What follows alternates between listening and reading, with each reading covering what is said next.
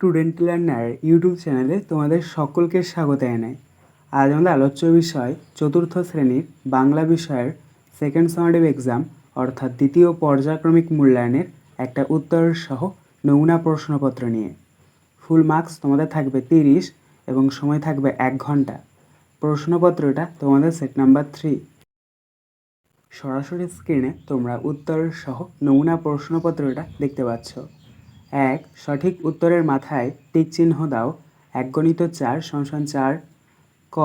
সত্যি চাওয়া কবিতায় আরও কথাটি 5, 3 না 4 বার রয়েছে। সঠিক উত্তর হবে 5, তাই আমরা 5 শব্দটির ওপরে টিক চিহ্ন দেব। খ. একটি ধানের শীষের উপরে 2টি, 3টি না 1টি শিশুর বিন্দু। সঠিক উত্তর হবে 1টি, তাই 1টি শব্দটির ওপরে আমরা টিক চিহ্ন দেব। গ. আলো নাটকে আমরা শম্ভুর রাগের, ভয়ের না সাহসের পরিচয় পাই। সঠিক উত্তর হবে ভয়ের, তাই আমরা ভয়ের শব্দটির ওপরে টিক চিহ্ন দেব। ঘ. আমরা কালক্ষেপ না করে 1, 1.5, 2 না 1.5, 3 কুড়ি কই সেই উল্টানো ছাতার মধ্যে ভরে ফেললাম। এখানে সঠিক উত্তর হবে 1.5, 2, তাই 1.5, 2 শব্দটির ওপরে আমরা টিক চিহ্ন দেব। 2. নিচের প্রশ্নগুলির উত্তর দাও। 1×4 = 4। ক. আমি সাগর পাড়ি দেব কবিতাংশটি কোন কবির কোন কবিতা থেকে নেওয়া হয়েছে? উত্তর. আমি সাগর পাড়ি দেব কবিতাংশটি কাজী নজরুল ইসলামের লেখা পুতুলের বিয়ে নাটকের 7 ভাই চম্পা কবিতা থেকে নেওয়া হয়েছে। খ. স্লেজ যাত্রার জন্য কয়টি কুকুর নেওয়া হয়েছিল? উত্তর. মোট 19টি কুকুর নেওয়া হয়েছিল। গ. ফ্যানসা ভাত কি? উত্তর. ফ্যান সমেত ভাত। ঘ. হোসেন মামা কি কি উপহার এনেছিল? উত্তর. 1 কাঁধি পাকা কলা ও 2টি কাঁঠাল এনেছিল। 3. বন্ধনী থেকে শব্দ বেছে নিয়ে শূন্যস্থান পূরণ করো। 1×5 = 5।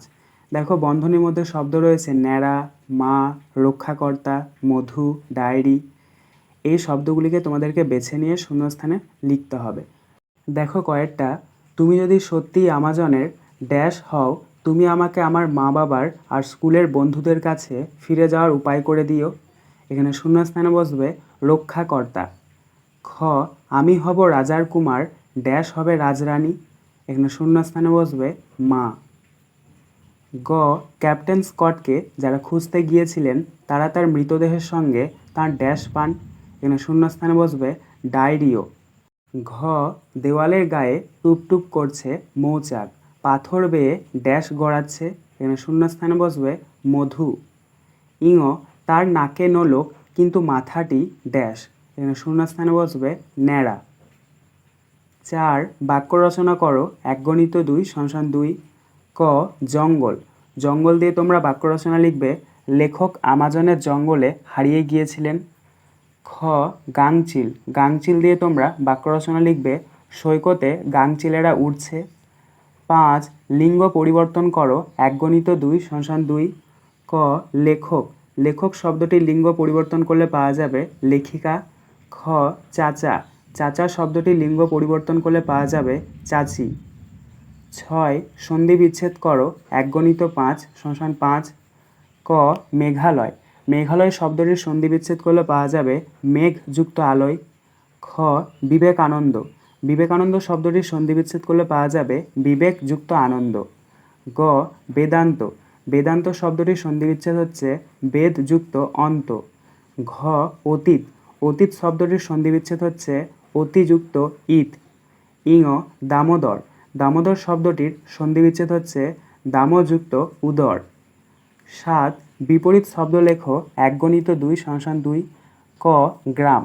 গ্রাম শব্দটির বিপরীত শব্দ হচ্ছে শহর। খ. পরাজয়। পরাজয় শব্দটির বিপরীত শব্দ হচ্ছে বিজয়ী। 8. দূরের পাল্লা কবিতাটি কবির নামসহ 8 লাইন মুখস্থ লেখো। প্রশ্নের মান 4।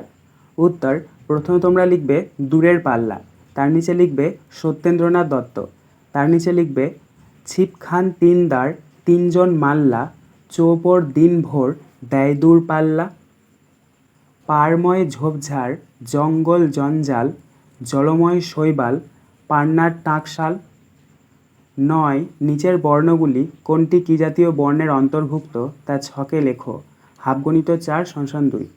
দেখো এখানে তোমাদেরকে একটা বক্স দিয়ে দেওয়া হয়েছে। বক্সের মধ্যে রয়েছে বর্ণ, অল্পপ্রাণ, মহাপ্রাণ, অঘোষ, ঘোষ। বর্ণ কতগুলি দিয়ে দেওয়া হয়েছে দেখো, প, দ, ঘ, ড।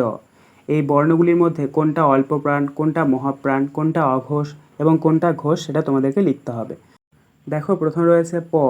এই পটি অল্পপ্রাণের ঘরে আমরা লিখব এবং অঘোষের ঘরে আমরা লিখব। তারপরে দেখো দ। দটি অল্পপ্রাণের ঘরে আমরা লিখব এবং ঘোষের ঘরে আমরা লিখব। তারপরে রয়েছে দেখো ঘ। ঘটি মহাপ্রাণের ঘরে আমরা লিখব এবং ঘোষের ঘরে লিখব। এবং সবশেষে রয়েছে দেখো ডয়েরটা, এটা অল্পপ্রাণ ঘরে আমরা লিখব এবং ঘোষের ঘরে লিখব। আজকের আলোচনা পর্বটি এখানেই শেষ হলো। আশা করি ভিডিওটি তোমাদের ভালো লেগেছে। যদি ভালো লাগে একটা করে লাইক করে দিও।